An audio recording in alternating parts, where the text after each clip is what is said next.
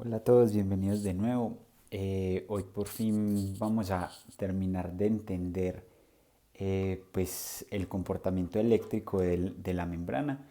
Vamos a analizar sobre todo esa actividad que viene incluso después de que la hemos estimulado y de que se acaba el estímulo de corriente y que pues la célula sigue eh, sacando de su propia energía, haciendo que el potencial aumente, el potencial de membrana, entrando en una fase que llamamos potencial de acción.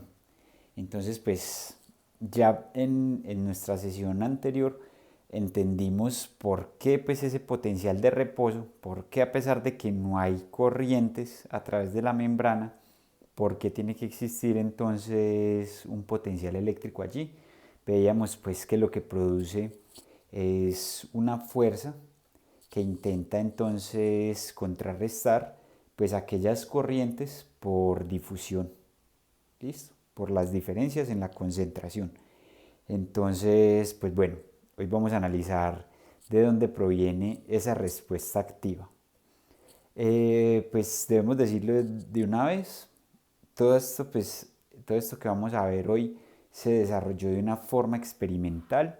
Fue un trabajo realizado pues a mediados del siglo pasado por Hodgkin y Huxley y ameritó pues un premio Nobel. Entonces, pues bueno, vamos a entenderlo un poco mejor. Vemos pues que nuestro circuito eléctrico de nuestra membrana se va a modificar, pero pues no mucho.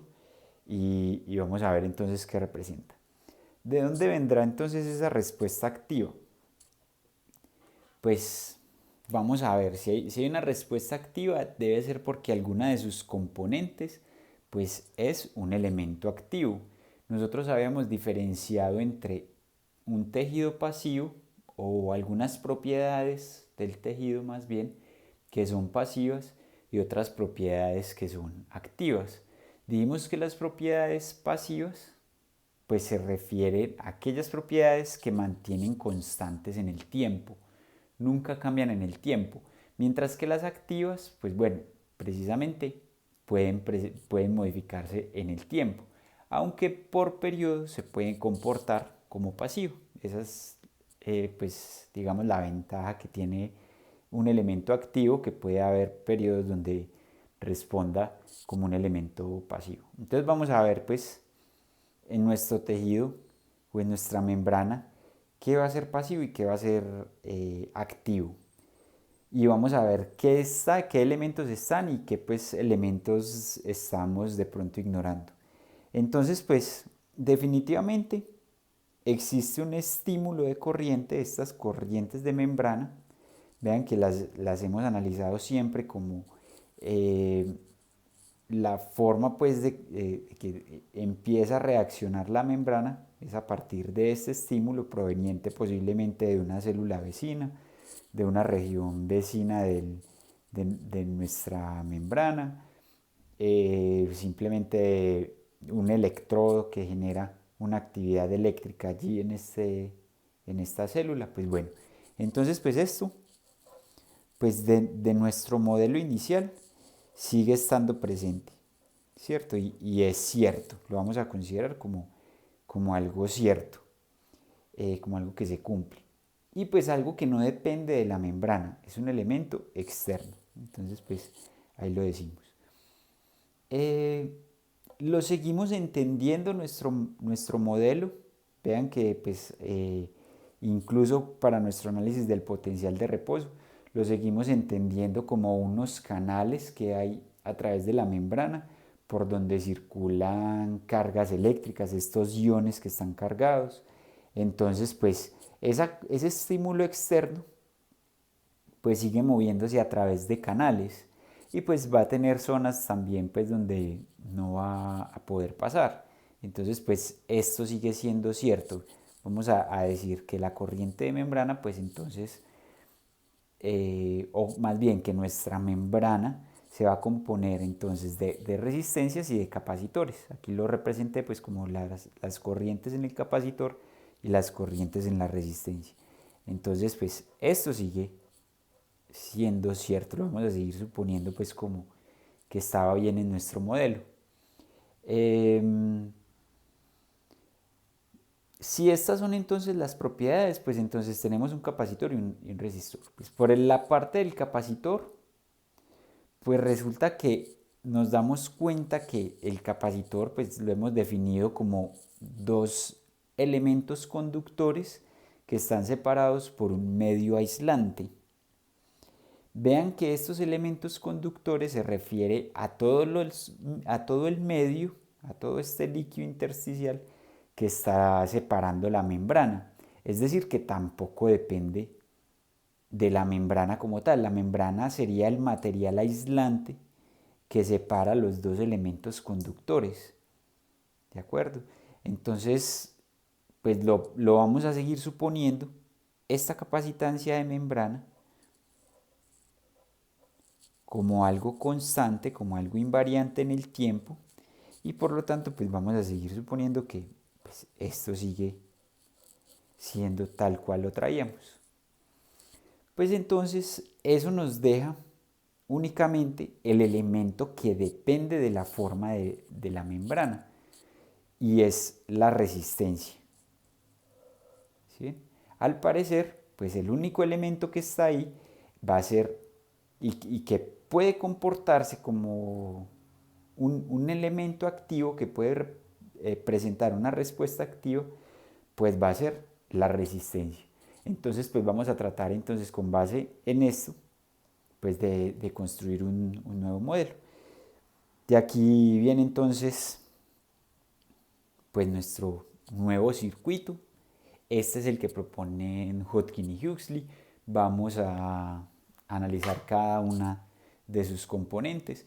Vemos que antes nosotros teníamos una única resistencia acá, en nuestro modelo anterior teníamos una resistencia de un capacitor. Ahorita lo que hicimos fue, bueno, lo que hacen Hodgkin y Huxley es proponer un canal independiente para cada uno de los tipos de iones. Listo, entonces incluso lo veíamos en una de nuestras sesiones en línea, pues nos dábamos cuenta de un simulador y pues en ese simulador se propone unos canales para el sodio, otros para el potasio. ¿De acuerdo? Entonces, eso es lo que estamos viendo acá. Esas resistencias, pues más bien las vamos a medir es a través de su conductancia, el inverso de la resistencia. Ya vamos a ver pues que queda mejor dado que estamos sumando pues algunas resistencias en paralelo. Entonces, listo, tenemos tres canales. Estos los pudimos comprobar, la existencia de esos canales, en nuestro experimento de patch clamp.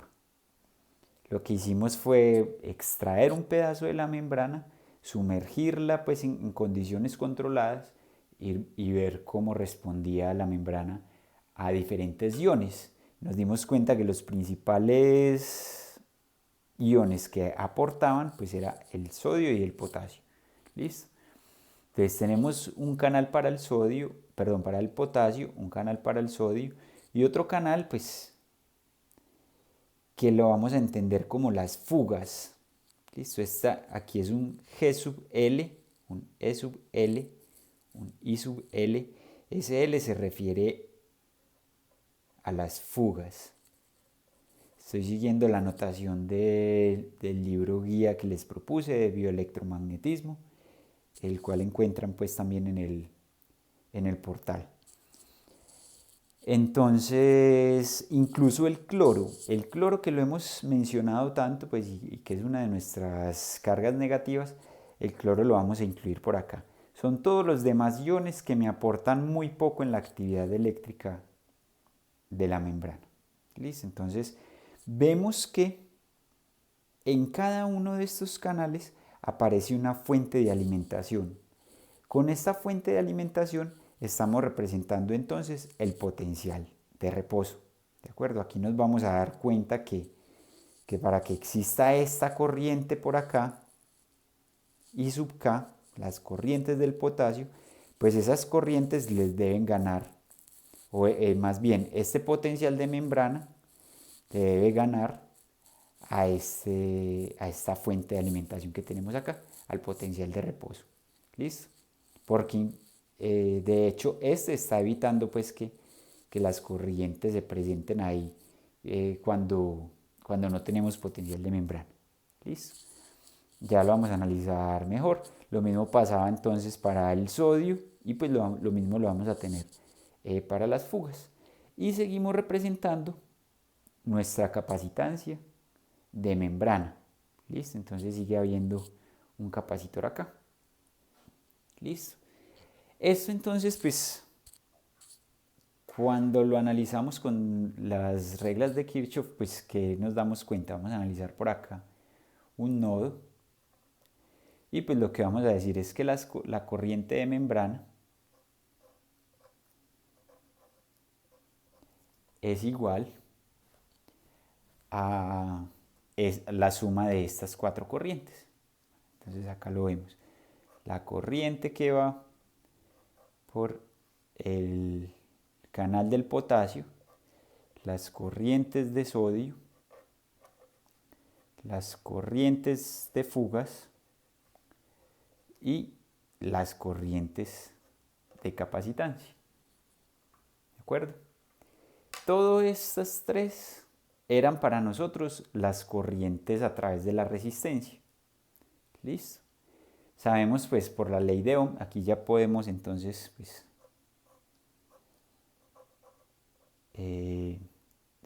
escribir pues cada una de estas. Nos damos cuenta que por la ley de Ohm pues es el voltaje sobre la resistencia, la corriente I sub K es el voltaje sobre la resistencia, pero entonces como lo vamos a poner en términos de la conductancia, pues es el voltaje por la conductancia. ¿Listo? Pero vamos a analizar más despacio cuál será ese voltaje en esta resistencia. ¿Cuál será el voltaje acá del potasio? Bueno, nos damos cuenta que entre este punto y este punto, la diferencia de potencial es B sub m, es el potencial de membrana. Entonces, entre este elemento y este elemento hay una diferencia de potencial B sub m. Entre este y este, B sub m, B sub m y B sub m. Son cuatro elementos que están en paralelo, todos van a tener la misma diferencia de potencial. Por lo tanto, la caída de potencial que tengamos acá más el potencial de esta fuente debe ser igual a B sub m. ¿Listo? Yo lo voy a hacer por acá, al menos para este canal del potasio. Vean que B sub m va a ser igual al voltaje o a la caída de potencial en esta resistencia más el potencial de reposo para el potasio. ¿De acuerdo? Eso quiere decir que B sub K pues es B sub m menos el potencial de reposo para el potasio, el potencial de Nernst. ¿De acuerdo? Entonces, si I sub K es B sub K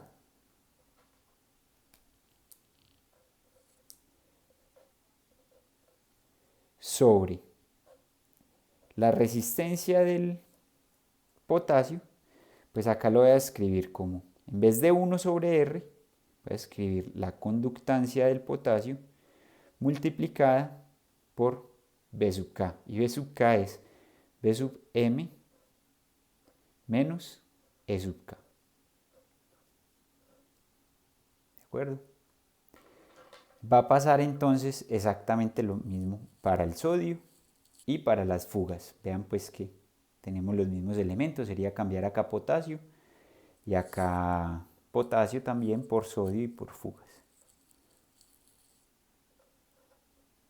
Es Na por P sub M menos Na.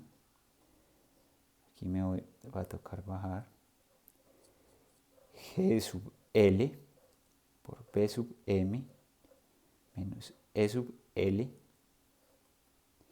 Y pues la corriente en el capacitor, también este ya habíamos visto de dónde sale, pues sigue siendo la capacitancia por la derivada del potencial de membrana respecto al tiempo.